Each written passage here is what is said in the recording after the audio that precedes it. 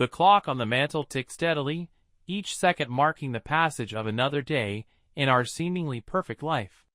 I had always prided myself on being a reliable husband and a steadfast provider for Emily and our little girl Sophie. After a long day at the office, I looked forward to the familiar comforts of home, the aroma of Emily's cooking, the sound of Sophie's laughter, and the warmth of our shared space. As I unlocked the front door, the scent of dinner wafted through the air, signaling that Emily was in the kitchen, likely preparing one of her elaborate meals.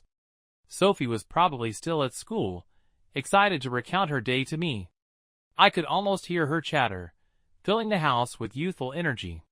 Stepping into the living room, I noticed the curtain slightly ajar, allowing the fading daylight to cast soft shadows across the room. Everything seemed in its usual place. The photos on the walls capturing moments of our life together, the cozy furniture inviting relaxation after a hectic day. I felt a surge of pride thinking about how we had built this life, overcoming challenges and celebrating victories side by side. I hung up my coat, careful not to disturb the order I so meticulously maintained. As I made my way toward the kitchen, my mind began to drift to the evening ahead. Maybe we'd watch a movie together or play a board game. Simple pleasures that kept our bond strong. Being the protector of our hearth wasn't just a role. It was a commitment I took to heart every single day. But as I approached the hallway leading to the bedroom, a nagging feeling tugged at the back of my mind. It was subtle, almost imperceptible, but something felt off. The door to the bedroom was slightly open, more so than usual. Typically, Emily ensured our sanctuary remained a private space, especially in the evenings when we needed a moment away from the world. I paused, sensing an undercurrent of tension. My heart raced not with fear, but with an unshakable intuition that something wasn't right. I tried to dismiss the feeling, telling myself it was just the stress of the day catching up with me. But as I drew closer, the familiar sounds of Emily's laughter mingling with soft music should have felt comforting. Instead, there was an unfamiliarity in the air, a discord that set my instincts on high alert. As I lingered in the hallway, the partially open bedroom door beckoned me with an unsettling ambiguity. My protective instincts, honed over years of marriage, urged me to ensure the sanctity of our home was intact. Taking a cautious step forward, I narrowed my eyes, trying to discern any movement beyond the narrow slit. The room was dimly lit, shadows dancing across the walls from the interplay of light filtering through the curtains. At first glance, it seemed Emily was alone, perhaps winding down after a long day. But something didn't sit right. The air felt thick with an unspoken tension, an energy that was out of place in our usually harmonious bedroom. Summoning my courage, I edged closer, every fiber of my being alert and on guard. The door's slight creak under my touch was enough to heighten my anxiety. I peeked further, and what I saw made my heart skip a beat. There, tangled in the sheets, was Emily, not alone, but with someone else. Her ex-boyfriend, Mark, a man from her past I had never fully understood or accepted. Mark was lounging on the bed, his presence unwelcome and invasive. Emily's demeanor had changed. The warmth I associated with her was replaced by a cold, calculated arrogance. She was laughing, her voice dripping with a mix of disdain and amusement as she whispered something to Mark. The sight ignited a whirlwind of emotions within me, betrayal, anger, confusion, all clashing violently against my usual calm and collected nature. For a moment, time seemed to stand still. I struggled to process the scene before me, my mind racing to piece together how we had arrived at this juncture. Was this a culmination of unresolved tensions between Emily and Mark? Or was there something more sinister at play? Before I could gather my thoughts, Emily's head snapped up, her eyes locking onto mine, with a mixture of surprise and irritation. "Oh, look who decided to join us!" she sneered, her tone laced with contempt. Mark quickly straightened, attempting to mask his discomfort, but his facade was thin and easily broken. My initial shock was swiftly replaced by a surge of protectiveness. I had always believed in facing challenges head-on, and this was no exception. But beneath that confidence lay a deep-seated fear of losing the life we had built together. I took a deep breath, striving to maintain my composure despite the chaos unfolding before me. "Emily," I began, my voice steady yet edged with hurt. "We need to talk." She rolled her eyes, clearly unbothered by the gravity of the situation. "What is there to talk about?" "You're home early," she retorted, her tone dismissive. "Mark and I were just catching up." My protective instincts flared. "Catching up in the bedroom? This isn't just catching up, Emily. What's going on here?" Mark shifted uncomfortably, avoiding my gaze. Emily smirked, clearly enjoying the discomfort she was causing. "Relax, I'm sure he just missed the old times," she snapped, her words cutting deeper than any knife could. Anger bubbled within me, but I held it back, focusing instead on understanding the full picture. "Miss the old times? Emily, we've built something real here. What happened to that?" Her laughter was harsh, devoid of any warmth. "Real? Please, John. You act like you're some kind of hero, but you're just stuck in your routine. Maybe Mark can show you how to break free." The sting of her words hit me harder than I expected. It wasn't just the act of infidelity. It was the way she dismissed our marriage, belittled my efforts, and openly invited her past into our present. The realization that Emily no longer valued our relationship struck me with profound sadness. As I stood there, grappling with the betrayal, a sudden noise from the living room snapped me back to reality. Sophie had come home early, her cheerful voice echoing through the house. I excused myself, needing a moment to collect my thoughts before addressing the heartache waiting for me in the bedroom. Walking past the living room, I caught a glimpse of Sophie playing with her toys, oblivious to the turmoil unfolding behind closed doors. My heart ached at the thought of how our problems would affect her innocent world. I took a deep breath, steeling myself for the confrontation ahead, determined to protect my family despite the betrayal threatening to tear us apart. I took a moment to steady my racing heart, the weight of Emily's betrayal pressing down on me like an invisible force. Stepping further into the bedroom, the door finally closed behind me, shutting out the muffled sounds of their illicit encounter. The room felt colder than usual, the air heavy with unspoken tension and shattered trust. Emily stood up abruptly, her posture defensive, and her eyes darting between Mark and me. "John, what are you doing here?" she snapped, her voice dripping with contempt.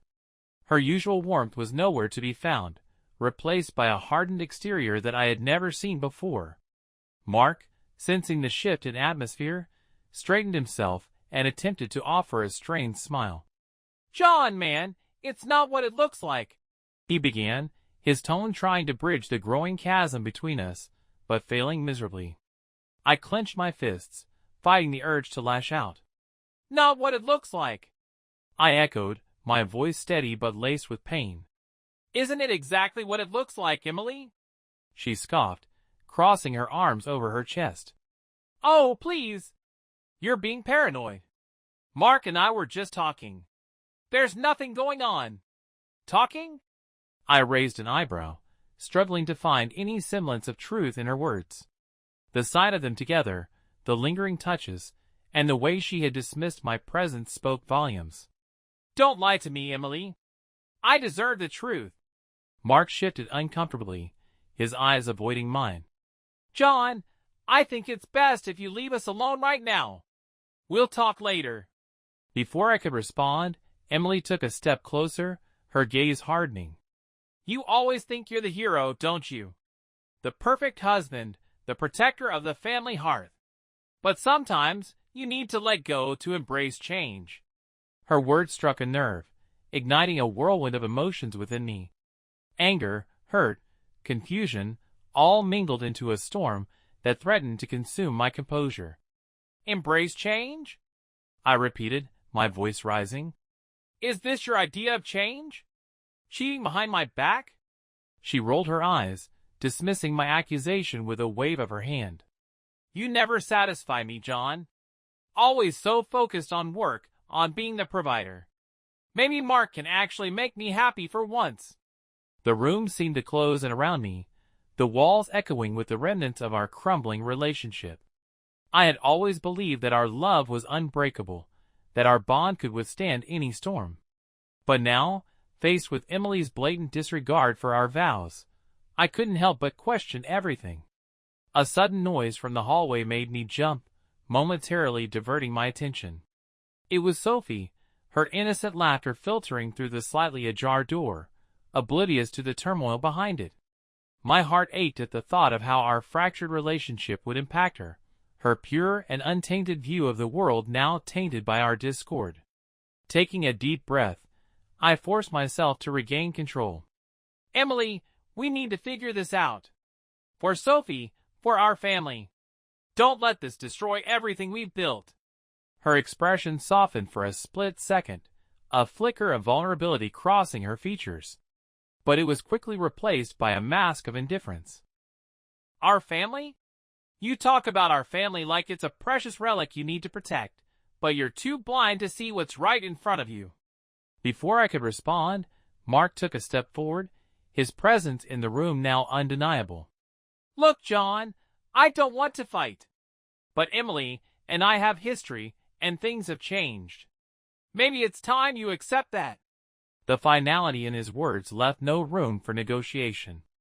Emily turned away, her back rigid, as if pushing me away would somehow make sense of the chaos unraveling before me. "Maybe it is," she whispered, almost to herself, before the door swung open behind her, and she stormed out of the room, leaving Mark and me in a tense silence. Mark let out a heavy sigh, the facade of camaraderie slipping away. "I'm sorry, John. I didn't mean for it to happen like this."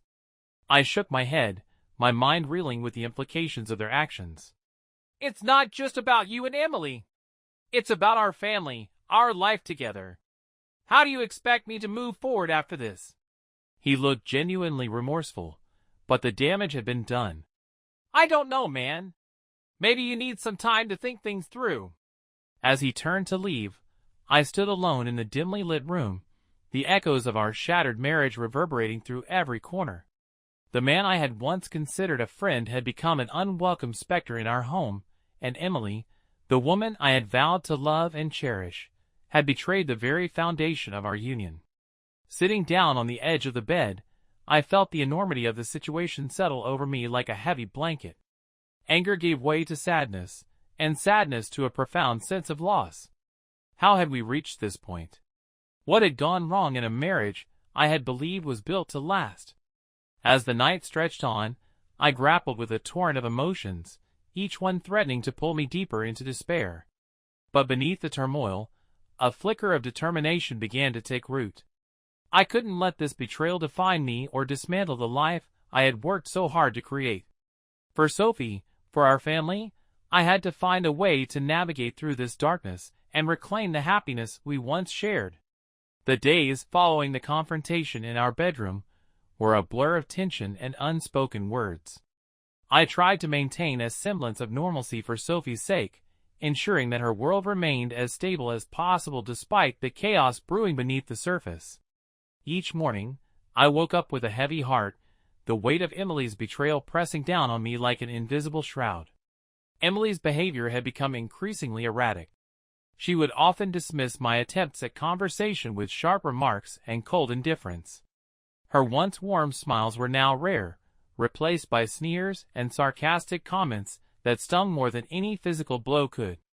It was as if she had transformed overnight, shedding the woman I thought I knew and revealing a persona driven by bitterness and resentment. One evening, as I sat at the dining table alone, the silence was broken by the harsh clinking of Emily's utensils against her plate. She glanced up, her eyes narrowed and her expression sour. "You're always so damn serious, John. Can't you just relax for once?" I took a deep breath, striving to keep my composure. "I'm trying, Emily. But it's hard when things are so strained between us." She rolled her eyes, her frustration palpable. "Strained? You're the one who's always nagging about work, about being the provider. Maybe if you spent less time at the office and more time at home, things wouldn't be so miserable." Her words hit me like a punch to the gut. I had always balanced work and family, but it seemed my efforts were never enough. I work hard to provide for us, to ensure we have a comfortable life. Isn't that what matters? She scoffed, pushing her plate away. Comfortable? You think Sophie and I are comfortable? We're living in a loveless marriage, and you're too blind to see it. The room felt colder, the walls seemingly closing in around me. Anger bubbled just beneath the surface, but I restrained it, knowing that reacting impulsively would only escalate the situation. Instead, I chose to address the underlying issues. Emily, if something is wrong, we need to talk about it. Hurting each other like this isn't the answer. Her laughter was bitter, devoid of any genuine amusement. Talk? What good has talking done us lately? You're so wrapped up in your own world that you've forgotten how to connect with me. I felt a pang of sorrow at her words, the realization that our communication had broken down entirely. I haven't forgotten, Emily. I want to reconnect, to find a way back to what we once had. She shook her head, her eyes flashing with contempt. Reconnect? After everything? You think a few talks will fix this mess? I'm done pretending everything is okay. As she stood up abruptly, her chair scraping against the floor, I watched her walk away, leaving me alone with my thoughts and a sense of impending doom. The finality in her departure left no room for reconciliation, at least for the moment. I sank back into my chair, the weight of our fractured relationship bearing down on me. Determined not to let this unravel further, I decided to take proactive steps to salvage what remained of our marriage. The next day, I suggested family therapy, hoping that a neutral third party could help us navigate the choppy waters we found ourselves in. Emily, however, dismissed the idea with characteristic disdain. Therapy? Really, John? As if pouring our problems into some stranger's lap will solve anything, she retorted, her tone mocking. I remained undeterred. It's worth a try, Emily. For Sophie's sake, for ours. She scoffed again, her arms crossed defiantly. You're so desperate to save the sinking ship that you don't see it's already irreparable. Her words cut deep, the finality in her tone echoing the uncertainty that now defined our relationship. I couldn't help but feel a sense of hopelessness creeping in, but I refused to give up. For Sophie, for the family we had built, I had to believe that there was still a chance to mend the broken pieces. That night, as I lay in bed, the silence was deafening. Emily was already asleep, her distant breaths a stark contrast to the turmoil raging within me. I reached out, taking her hand in mine, hoping to bridge the gap that had formed between us. But her hand remained cold, unresponsive to my touch. In the solitude of the night, I grappled with a whirlwind of emotions, anger, sadness, determination, all vying for dominance. I couldn't shake the feeling that our marriage was on the brink of collapse, teetering between reconciliation and complete disintegration. The path ahead was uncertain, fraught with challenges I could scarcely imagine, but one thing was clear: I wasn't ready to let go without a fight. The following week was a maze of emotions and unanswered questions. Each morning, I woke up with a renewed sense of determination to mend the fractures in our marriage, yet every evening brought fresh challenges that seemed to push Emily further away. It was as if we were living parallel lives, barely acknowledging each other's existence. One particularly cold Thursday evening, I decided to take a different approach. Instead of suggesting another therapy session, I wanted to reach out to Emily on a more personal level. I prepared her favorite meal, hoping that the familiar flavors might soften her hardened demeanor. As I set the table, memories of happier times flooded my mind: our first date, the day we moved into our home, the laughter we shared. I clung to these memories, believing that they could serve as a bridge back to each other. When Emily finally appeared, her expression was guarded, her movements stiff. She glanced at the meal with a mix of surprise and skepticism. "What's this, John?" she asked, her tone neutral. "I thought we could have dinner together tonight," I replied, trying to infuse warmth into my voice. "Maybe we can talk, just the two of us." She sighed heavily, her eyes briefly meeting mine before darting away. "Talk? After everything that's happened? What good will that do?" I took a deep breath, attempting to maintain my composure. It's a start. We can't keep ignoring the issues. For Sophie's sake, for our family's sake, we need to find a way to communicate. Emily's jaw tightened, and she pushed her chair back abruptly. Communication? You want to communicate now? After you caught me with Mark? After all the lies and excuses? Her words stung, but I refused to let her see my vulnerability. I know I made mistakes, Emily. Maybe I wasn't there as much as I should have been. But we can work through this together. She laughed bitterly, shaking her head. Work through this? How? By pretending everything is fine?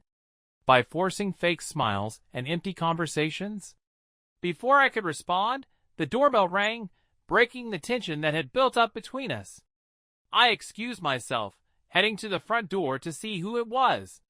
To my surprise, standing there was Mark, his presence unexpected and unwelcome. John, Mark began, his voice wavering slightly. I didn't realize you'd be home. Can we talk? I hesitated, the sight of him reigniting the anger and hurt that still burned within me. What do you want, Mark? He looked down, avoiding my gaze. I just wanted to clear the air. I didn't mean for things to get so complicated between us. Emily stepped forward, her irritation palpable. Clear the air? You think showing up now will fix anything? Mark met her gaze, a flicker of regret in his eyes. I know I messed up, Emily. But I care about you, and I don't want to hurt our families any further. The situation was spiraling out of control, each word adding fuel to the already blazing fire. I could feel my patience wearing thin, the protective instincts that had always guided me now clashing with the reality of our shattered relationship. Get out, I demanded, my voice hard. I don't want anything to do with you right now. Mark nodded, understanding the finality in my tone. All right, John. I'm sorry it had to end like this. As he left, the room seemed to grow colder, the weight of his departure pressing down on us both. Emily turned back to me, her eyes filled with a mix of defiance and sorrow. See? Even he agrees that there's nothing left to salvage. I took a step closer, my frustration barely contained. You're wrong, Emily. There's always something left to salvage if both parties are willing to fight for it. She shook her head, her expression hardening once more. I'm done fighting, John. Maybe it's time you accept that this marriage is over. The words hung in the air, a dagger aimed straight at my heart. I felt a surge of helplessness, the realization that the person I had vowed to love and protect was now ready to let go without a fight. But deep down, a spark of resilience refused to be extinguished. We owe it to ourselves and to Sophie to try, I insisted, my voice unwavering despite the turmoil inside. Don't give up on us just yet. Emily's eyes softened for a fleeting moment, a glimpse of the woman I once knew shining through the bitterness. But the moment was short-lived, replaced by a mask of indifference. Maybe for Sophie's sake, but I can't pretend everything is okay. As the night drew to a close, I found myself lying awake, replaying the events of the past week in my mind. The betrayal, the confrontation, and now this ultimatum, each moment added another layer of complexity to our already fractured relationship. I couldn't help but wonder if there was a way to bridge the widening gap between us, or if we were destined to drift apart irreparably. Determined not to let despair take hold, I resolved to dig deeper into the underlying issues that had led us here. There had to be more to Emily's sudden change in behavior, more than just the affair with Mark.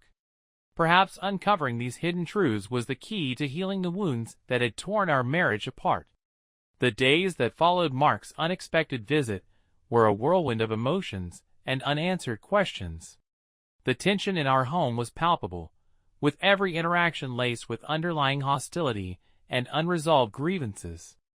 I found myself walking on eggshells, trying to navigate the delicate balance between maintaining a semblance of normalcy for Sophie and addressing the fractures in my marriage. One Saturday afternoon, I decided to take a walk to clear my mind. The crisp autumn air did little to soothe the turmoil within me, but the rhythmic crunch of leaves beneath my shoes provided a small measure of comfort. As I strolled through the nearby park, my thoughts drifted to Emily, and the seemingly endless cycle of blame and resentment that had taken hold of our relationship. Lost in contemplation, I barely noticed the elderly man approaching until he was right beside me. He had a kind face, etched with the lines of many years, and his eyes held a wisdom that instantly put me at ease. "Beautiful day, isn't it?" he remarked, nodding toward the vibrant foliage overhead. I managed a tired smile. "It is. Just trying to get some fresh air." He glanced at me thoughtfully. "You seem troubled. Sometimes a walk can do wonders for the mind." I hesitated for a moment before deciding to confide in him. "It's my marriage. Emily and I, things have been falling apart. She's been distant, hostile even. And recently, I caught her with her ex, Mark. I don't know what to do." The man listened intently, his expression sympathetic. "Relationships are complex, especially when past connections resurface. Have you tried understanding her perspective?" I sighed, running a hand through my hair.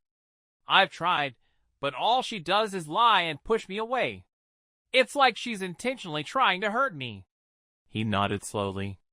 "Sometimes, actions speak louder than words. There might be underlying issues that need to be addressed. Have you considered seeking professional help?"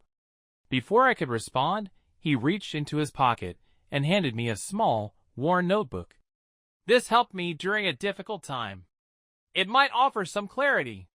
Surprised, I took the notebook, feeling a flicker of hope amidst the despair. "Thank you. I appreciate it." He smiled warmly. "Sometimes, the answers we seek are closer than we think. Don't give up just yet." As he walked away, I felt a renewed sense of determination. Maybe there was more to uncover, more to understand about Emily's sudden transformation. Clutching the notebook, I made my way back home, ready to face whatever challenges lay ahead. That evening, I decided to explore the contents of the notebook. The pages were filled with personal reflections, notes, and even sketches, a window into the man's soul. Among the entries, one particular page caught my attention. It detailed a strained relationship, much like mine, and the journey towards healing and understanding. Inspired, I resolved to take a more proactive approach. Instead of waiting for Emily to open up, I would find a way to bridge the gap myself. The next day, I began by organizing a small family gathering, hoping to rekindle the warmth that had been lost. I meticulously planned the evening, ensuring that every detail was perfect, from the decorations to the activities that Sophie loved. When Emily agreed to join, albeit reluctantly, I felt a surge of optimism. Maybe, just maybe, this could be the first step towards reconciliation. As the evening unfolded, I watched as Sophie's laughter filled the room, momentarily easing the tension. Emily's interactions were still frosty, but there were fleeting moments of softness, glimpses of the woman I had fallen in love with. However, the fragile peace was shattered later that night when I received an anonymous message on my phone. The words were simple yet chilling. "Be careful what you uncover. Some secrets are better left hidden." My heart raced as I tried to decipher the meaning behind the cryptic warning. Who could have sent it? And what secrets was I on the verge of discovering? The timing was unsettling, coinciding with my newfound determination to save my marriage. Determined not to let fear dictate my actions, I decided to dig deeper into Emily's recent behavior. Late that night, I quietly searched through her personal belongings, hoping to find clues that might explain her sudden hostility and the affair with Mark. What I found was unexpected: a series of letters and documents that hinted at financial troubles and hidden debts that Emily had been concealing. As I pieced together the fragments, a troubling realization began to take shape. The affair with Mark wasn't just about rekindling an old romance. It seemed entangled with these newfound financial strains. Questions swirled in my mind. Was Mark involved in these debts? Was Emily using the affair as a cover for something more sinister? The implications were unsettling. My role as the protector of our family hearth now seemed insufficient against the shadows of deception that loomed large. The anonymous message echoed in my thoughts. adding another layer of mystery to the already convoluted situation. I knew that uncovering the truth was imperative, not just for my own peace of mind, but for the well-being of Sophie and the future of our family. Yet, the path ahead was murky, fraught with potential dangers and hidden motives. As I sat alone in the quiet of our home, the weight of responsibility pressed heavily upon me.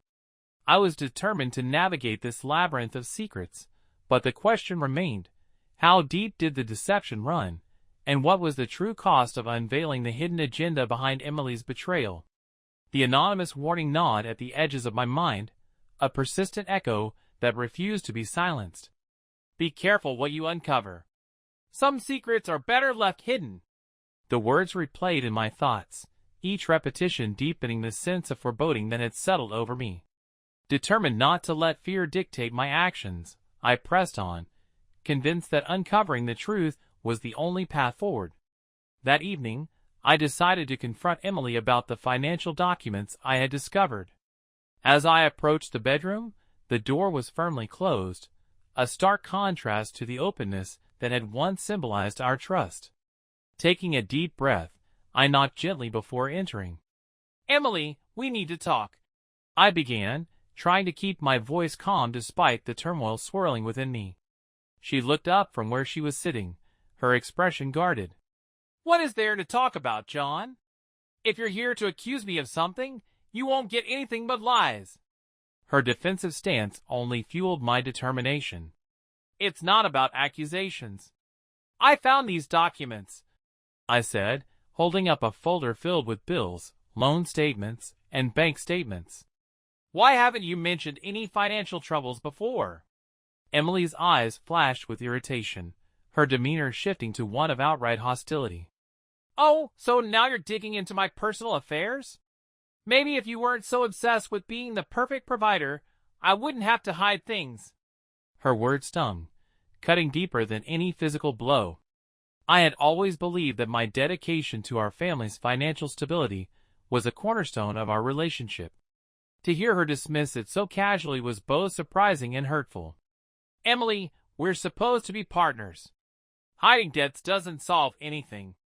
It only creates more problems," she scoffed, rising from her seat with a dismissive wave of her hand. "Partners? Is that what you call this? Controlling, nagging, and expecting everything to revolve around your precious job? Maybe Mark can appreciate that kind of dedication." The mention of Mark reignited the anger simmering beneath the surface. "Don't bring him into this, Emily.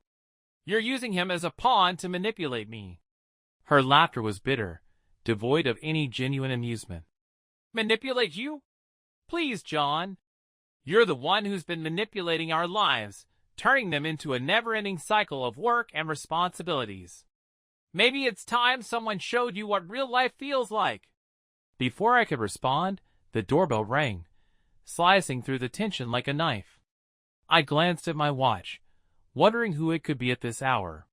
Excusing myself, I made my way to the front door, only to find Mark standing there, his presence both unexpected and unwelcome. "John," he began, his voice wavering, "I didn't know you'd be home. Can we talk?" I felt a surge of frustration. "What are you doing here, Mark? Haven't you caused enough chaos already?" Mark looked down, avoiding my gaze. "I came to apologize. I never meant for things to get this complicated between us." Emily stepped forward, her irritation palpable. "Oh, look who decided to grace us with his presence. Still trying to play the hero, aren't you?" I turned my attention back to Mark, my protective instincts flaring. "This isn't helping, Emily. What exactly is going on here?" She crossed her arms, leaning against the doorway. "What's going on? You're the one who's spiraling out of control, John. Maybe if you loosened your grip a little, things would be different." The room felt colder, the walls seemingly closing in around us. The confrontation had escalated beyond mere accusations. It had become a battleground of unresolved emotions and hidden agendas. I took a step closer, my frustration barely contained. "Emily, stop shifting the blame. Whether it's financial troubles or your affair with Mark, we need to address these issues together." Her eyes narrowed, a mix of defiance and disdain reflecting in her gaze. Address them? How? By forcing fake conversations and pretending everything is okay. This marriage is a joke, John. A pathetic attempt at normalcy that I'm done participating in.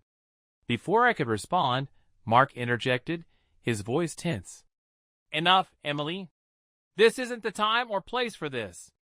John, maybe you should leave us alone. I felt a pang of helplessness, the realization that my efforts to save our marriage were being met with open resistance. I won't leave until we sort this out. For Sophie, for our family.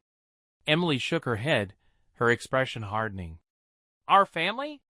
You talk about our family like it's your sole responsibility. Maybe it's time someone else stepped up.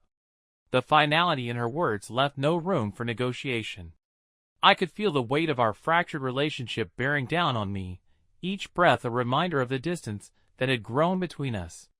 As Emily turned away, dismissing my pleas with a flick of her wrist, I was left standing in the tense silence, the implications of her words sinking in. Turning back to Mark, I saw the regret flicker in his eyes. I'm sorry, John. I truly am. He nodded, the facade of camaraderie slipping away. Me too. But this isn't something you can fix overnight. As he left, the door closing behind him, I felt a profound sense of loss. The man I had once considered a friend had become an adversary in the battle for my family's future. Emily's betrayal wasn't just a breach of trust. It was a catalyst that exposed deeper fractures within our marriage. Sinking into the nearest chair, I allowed myself a moment to process the chaos that had become my life. Anger gave way to sorrow, and sorrow to a gnawing sense of inadequacy. Had I failed as a husband? Was there no way to bridge the widening gap between us? Determined not to succumb to despair, I resolved to uncover the truth behind Emily's sudden transformation. The financial documents hinted at more than just hidden debts. They suggested a web of secrets that went far beyond a simple affair. Questions lingered. What was the true extent of Emily's financial troubles? Was Mark involved in these clandestine dealings? And who sent that ominous anonymous message? With renewed determination, I decided to delve deeper into Emily's financial situation. Late that night, while the house was enveloped in silence, I began sorting through the documents, piecing together the puzzle that had upended my life.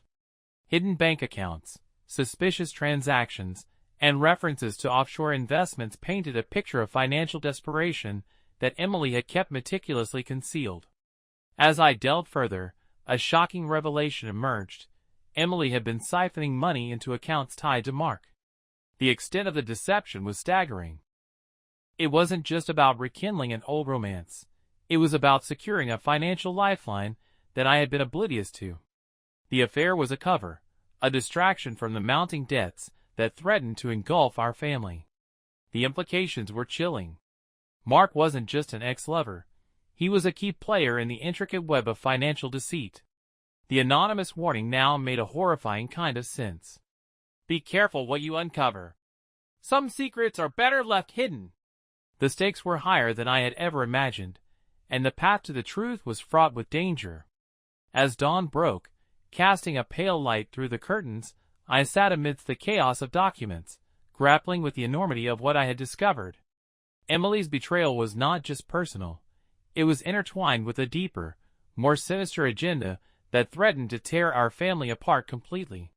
The protective instincts that had always guided me were now tested in ways I couldn't have foreseen. Determined to confront Emily with the evidence, I knew that the coming days would be pivotal. The facade of our perfect life had been shattered, revealing the dark underbelly of secrets and lies that had festered beneath the surface. As I prepared to face the woman I once loved, I steeled myself for the revelations that awaited, knowing that the truth, no matter how painful, was the only way forward. The morning sun streamed through the curtains, casting long shadows across the room where I sat surrounded by the remnants of Emily's financial deceit. The discovery that her affair with Mark was merely a facade to cover mounting debts had shaken me to my core. The protective instincts that had always defined me now felt impotent against the intricate web of lies that Emily had spun. Determined to uncover the full extent of the deception, I decided to take a closer look at the offshore investments mentioned in the documents. My research led me to a series of shell companies and untraceable accounts that pointed to a much larger scheme than I had initially imagined. It became clear that Emily and Mark were entangled in something far more sinister, perhaps even criminal. As I delved deeper, a chilling realization dawned on me. The anonymous message was not just a warning but a lifeline. Someone was trying to protect me from the dangers lurking beneath the surface of Emily's actions. But who could it be? And why hadn't I recognized any of the clues pointing to this hidden agenda? That evening, I decided to confront Emily with the evidence I had gathered. The atmosphere in our home was thick with tension, each step toward the bedroom feeling like a march into battle. Taking a deep breath, I knocked firmly on the door before entering. "Emily, we need to talk," I began, holding up the folder of documents. My voice was steady, masking the turmoil churning inside me. She glanced at the papers, her eyes narrowing as she took in the evidence. "What is this, John?" "It's about the financial troubles you've been hiding," I said, my frustration evident. "I found these offshore accounts and shell companies." "Who's involved, Emily? What have you been hiding?" Her facade of indifference cracked for a split second, revealing a flicker of panic that vanished as quickly as it appeared. "You have no right to go through my things," she snapped, her tone icy. "Maybe if you weren't so obsessed with being the perfect husband, I wouldn't have to hide anything." I took a step closer, refusing to back down. "This isn't just about being a provider, Emily. This is about our family's future. Who are you involved with, and what are you trying to hide?" Before she could respond, the sound of shattering glass echoed from the living room. My heart raced as I turned to see Sophie standing amidst the broken windowpane, tears streaming down her face. "Daddy!" she cried, her small hands clutching at the jagged edges. Instantly, all tension evaporated as I rushed to her side, scooping her up into my arms and comforting her. Emily stood frozen, her earlier hostility replaced by a look of genuine concern. "John, are you okay?" she asked softly, her voice wavering. I held Sophie tightly, my mind a whirlwind of emotions. The broken window was a stark reminder of the chaos that had infiltrated our home. "I'm fine, Sophie. It's just an accident." As I tended to her scraped knees, Emily approached hesitantly. "I'm sorry about the window. I should have been more careful." Her apology was unexpected, and I couldn't help but notice the sincerity in her eyes. It was a momentary lapse in her otherwise abrasive demeanor, hinting that perhaps there was more to her story than I had initially perceived. Once Sophie was settled, I turned my attention back to Emily. "We need to figure this out, Emily. For Sophie, for our family. What are you involved in?" She sighed, her defenses momentarily lowered. "It's not what you think, John. There's more going on here than just debts and shell companies. Mark and I got involved in something bigger, something I couldn't control." My confusion deepened. "What are you talking about? What did you get involved in?" Before she could respond, the phone rang, piercing the fragile silence. I glanced at the screen and saw an unknown number. "Excuse me, Emily. I need to take this." Stepping into the hallway, I answered the call cautiously. "Hello?" A distorted voice replied. "John, if you value your family's safety, you need to stop digging into Emily's affairs. Leave things as they are, or there will be consequences." The call ended abruptly, leaving me with a sinking feeling. I rushed back to the bedroom, my heart pounding. Emily was sitting on the bed, her expression unreadable. "Who was that?" I demanded, the fear evident in my voice. She looked up, her eyes meeting mine, with a mixture of resignation and fear. "John, I was hoping to tell you the truth tonight, but it seems now is as good a time as any." I took a deep breath, steeling myself for whatever revelation she was about to share. "Tell me. Please. For Sophie's sake." Emily hesitated for a moment before finally speaking. "Mark and I got involved in a business venture years ago, a real estate deal that went south. We lost a significant amount of money, and I was desperate to fix it. That's why I started hiding things from you." I processed her words, the pieces of the puzzle beginning to fit together. "Are you saying the affair was part of trying to solve our financial problems?" She nodded slowly. "Yes, but things spiraled out of control. Mark introduced me to these offshore accounts as a way to cover our losses. It wasn't just about rekindling our romance. It was about finding a way out of the debt that was suffocating us." My mind raced, the betrayal now intertwined with financial desperation. "Why didn't you come to me? Why deceive me like this?" "I was ashamed," she admitted, her voice breaking. "I thought I could handle it on my own, without dragging you into the mess. But I failed. I never meant for any of this to happen." The weight of her confession settled over me, a mix of anger, hurt, and a lingering sense of protectiveness. "We should have faced this together, Emily.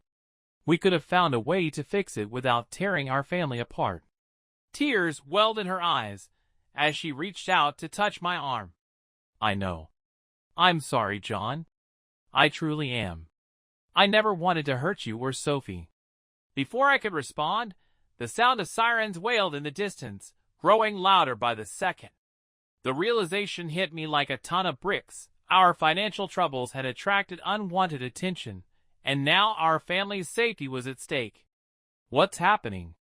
I demanded, urgency lacing my voice. Emily looked terrified. "They know about the debts. They're coming for us." Panic surged through me as I sprang into action, grabbing Sophie and heading toward the back door.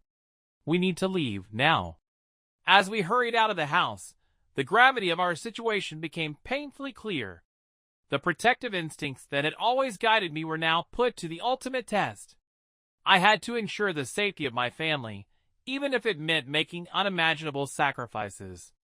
As we drove away from our home, the sirens fading into the distance, I couldn't help but feel a profound sense of loss.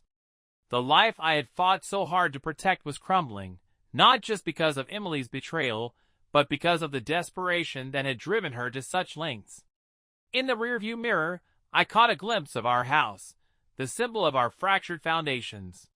The journey ahead was uncertain, fraught with danger and heartache, but one thing was clear: I would do whatever it took to safeguard my family, even as the walls of our once perfect life closed in around us. The car's engine hummed softly as we sped away from the only home I had ever known. The night was thick with tension, the weight of our shattered lives pressing down on me with every passing mile. Sophie slept peacefully in the back seat, unaware of the chaos that had upended our existence. Emily sat beside me, her expression a mixture of fear and resignation, her previously abrasive demeanor softened by the dire circumstances. As we navigated the unfamiliar streets, my mind raced to process the revelations from earlier. Emily's financial deceit, the involvement of Mark, and the ominous anonymous warning, all pieces of a puzzle that now seemed to form a sinister picture. I glanced at Emily, searching for answers in her guarded eyes, but all I found was a reflection of her own turmoil. "We need to find a safe place," I said, my voice steady despite the storm raging inside me. "Somewhere we can regroup and figure out our next move." Emily nodded reluctantly, her hands gripping the steering wheel tightly. "I know, John. But where?" "They could be anywhere." I took a deep breath, trying to quell the rising panic. "We need to stay low, avoid any predictable patterns. Maybe stay with a family friend or find a secluded place until we understand what we're dealing with." Emily's voice was strained, tinged with desperation. "I didn't ask for any of this. I was just trying to save us, to keep our family intact." Her words struck a chord within me. Despite everything, I still felt a flicker of the love that had once bound us together. But the path we were on now was fraught with danger and uncertainty, and the protective instincts that had always guided me were being tested like never before. We drove in silence for what felt like hours, the landscape outside morphing from familiar streets to desolate highways. The anonymity of the road provided a temporary solace, but the looming threats made it clear that our troubles were far from over. Finally, as dawn began to break, Casting a pale light over the horizon, we pulled into the driveway of an old cabin nestled deep within the woods, a place Emily had mentioned once, a family retreat she had visited during happier times. Stepping out of the car, the crisp morning air filled my lungs, offering a brief respite from the suffocating tension inside.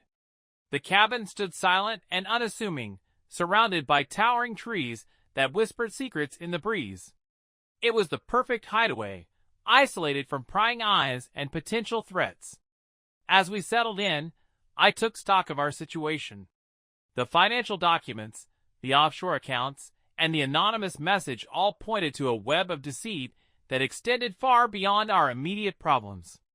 Mark's involvement hinted at a deeper conspiracy, one that might have ties to organized crime or illicit financial networks. The realization that we were entangled in something much larger than personal betrayal was both terrifying and invigorating. Emily paced the cabin's modest living room, her frustration palpable.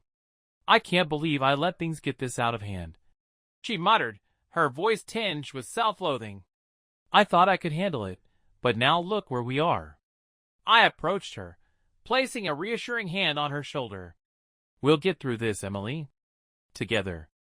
We need to uncover the truth behind these debts and the threats we're facing. There has to be a way to resolve this without putting ourselves in more danger." She looked up, her eyes meeting mine with a mixture of hope and despair. "But how? We're up against powerful people, John. People who won't hesitate to harm us to protect their interests." I took a deep breath, my mind racing with possibilities. "We need to gather more information. Find out who's behind these offshore accounts and why they're targeting us. Maybe that notebook you gave me can provide some clues." Emily nodded, a determined glint replacing the earlier resignation. "You're right.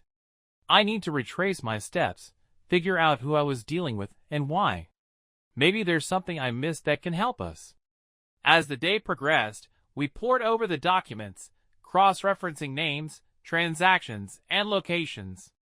The notebook I had received from the elderly man proved invaluable, its entries offering insights into managing financial crises and identifying red flags in deceitful schemes. Slowly, patterns began to emerge, connections between the shell companies and certain high-profile individuals in the real estate market, including some names that sent chills down my spine. Nightfall brought little relief, the cabin's isolation amplifying the sense of vulnerability that clung to us.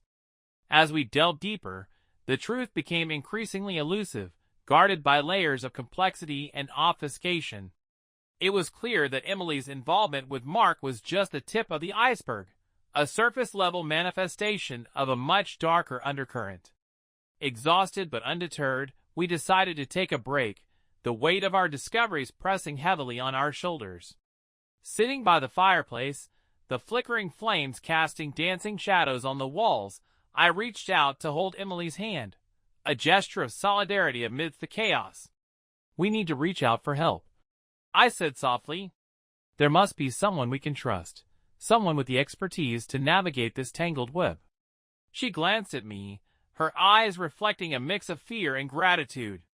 "I don't know who to trust anymore, John. It feels like everyone is hiding something." I squeezed her hand reassuringly. "We'll find a way. We have to. For Sophie's sake, and for our own." As the fire crackled, the cabin seemed to settle into an uneasy silence, the enormity of our situation weighing down on us. But beneath the surface of fear and uncertainty, a spark of determination ignited, a resolve to protect our family and uncover the truth, no matter the cost. The morning sun filtered through the dense canopy surrounding the cabin, casting dappled shadows on the wooden floor. The air was thick with tension, the weight of our predicament pressing down on every breath we took. Sophie slept soundly in the back seat of the car, her innocence a stark contrast to the chaos that had upended our lives. Emily and I sat across from each other at the small kitchen table, the remnants of our breakfast scattered between us. The silence was oppressive, each of us lost in our own thoughts, grappling with the enormity of what lay ahead. "We need to find out who's behind this," I said finally, breaking the silence. "Those names in the documents, They're connected to some serious stuff. If we can trace the money, maybe we can find out who's targeting us. Emily nodded slowly, her eyes weary but determined. I've been going through everything I have, trying to piece together any connections I might have missed. But it's like trying to find a needle in a haystack. I reached across the table, placing a reassuring hand on hers. We're in this together. We need to pool our resources and think strategically. Maybe there's someone out there who can help us, someone who understands this kind of financial manipulation. She sighed, leaning back in her chair. I don't know who we can trust anymore. After everything that's happened, it feels like everyone has their own agenda. Before I could respond, the sound of footsteps echoed from the front porch. My heart skipped a beat as I exchanged a wary glance with Emily. Who could be approaching us in this secluded spot? Cautiously, I made my way to the window and peeked outside. An unfamiliar figure stood silhouetted against the rising sun, their features obscured by the early morning light. My protective instincts kicked in, urging me to prepare for the worst. Stay here, I whispered to Emily, before quietly approaching the front door. As I opened it, the figure stepped forward into the light, revealing a woman in her late 30s, with sharp features and an air of authority. John Thompson? She asked, her voice steady and confident. I nodded, keeping a safe distance. Yes. Who are you? She extended her hand, her expression sincere. My name is Laura Mitchell. I work for an organization that deals with financial fraud and organized crime.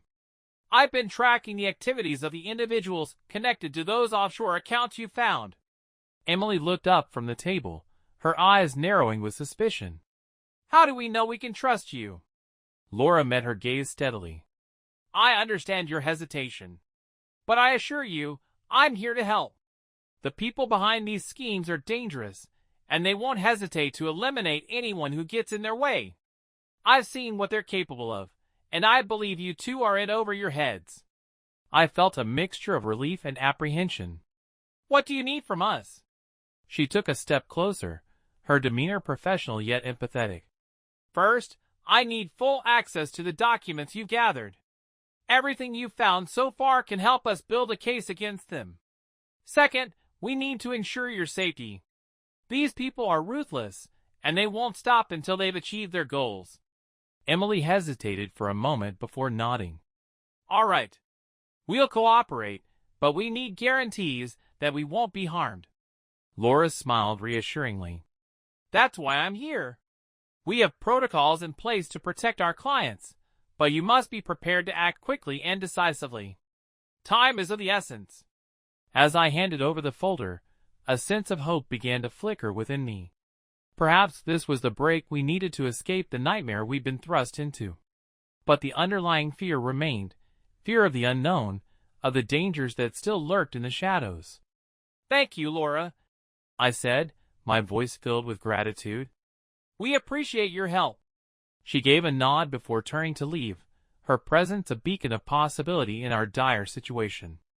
As the door closed behind her, Emily and I sat back down, the gravity of our circumstances settling over us once more. We might have a chance, I whispered, more to myself than to her. With Laura's help, maybe we can turn things around. Emily reached out, taking my hand in hers. I want to believe that, John. For Sophie's sake, we have to keep fighting. The days stretched ahead of us, filled with uncertainty and the looming threat of danger. But with Laura on our side, a sliver of hope began to pierce through the darkness that had enveloped our lives. That evening, we met with Laura at the cabin, delving deeper into the financial web that had ensnared us. She introduced us to her team, a group of seasoned professionals who specialized in dismantling complex fraud schemes. Together, we began to map out a strategy to expose the truth and reclaim our lives. As the sun set, casting long shadows across the cabin, I felt a renewed sense of purpose. The protective instincts that had always guided me were now channeling into a fierce determination to safeguard my family and uncover the truth behind Emily's actions. But as we delved deeper into the investigation, it became clear that the conspiracy was far more intricate and dangerous than we had initially imagined. Hidden alliances, double crosses, and unexpected betrayals awaited us, testing our resilience and the very bonds that held us together. In the midst of this turmoil, one thing remained certain: I would do whatever it took to protect my family, even if it meant facing the darkest corners of deception and confronting the true extent of the enemy we were up against.